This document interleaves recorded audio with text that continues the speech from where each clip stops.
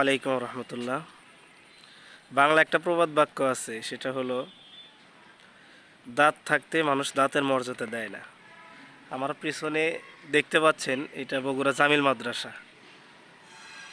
দীর্ঘদিন এখানে পড়ালেখা করেছি আমি, কিন্তু আমার পাশে যে কবরটা দেখতে পাচ্ছেন, এটা হলো মাওলানা ইউসুফ নিজামী রহমতুল্লাহ আলাইহির কবর। সত্যি কথা বলতে এখানে যতদিন পড়ছি, হয়তো বা হাতে গোনা দুই একদিন এখানে আসা হয়েছে।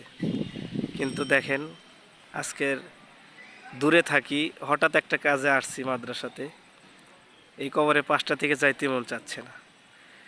এই জন্যে বললাম, মানুষ দাঁত থাকতে দাঁতের মর্যাদা দেয় না। এখানেই ছিলাম, দীর্ঘদিন এখানে ছিলাম, কিন্তু কখনো এই কবরের পাশে এভাবে আসা হয়নি। আজকে যতটা আবেগ আপ্লুত হয়ে এখানে আসি, এখান থেকে সত্যি কথা বলতে যাইতে মন হচ্ছে, ইচ্ছা করতেছে না। তো আমাদের সাথে যারা পড়তেন বা এখানে যারা আসেন, এখানে অবশ্যই আসবেন, মাদ্রাসায় আসবেন, দেখবেন এখন মাদ্রাসা অনেক পরিবর্তন হয়ে গেছে। হুজুরের জন্য দোয়া করবেন, আল্লাহ তাআলা যেন 7 নম্বর হুজুরকে আল্লাহ রব্বুল আলামিন জান্নাতে সর্বোচ্চ মাকাম দান করেন। আসসালামু আলাইকুম রহমতুল্লাহ।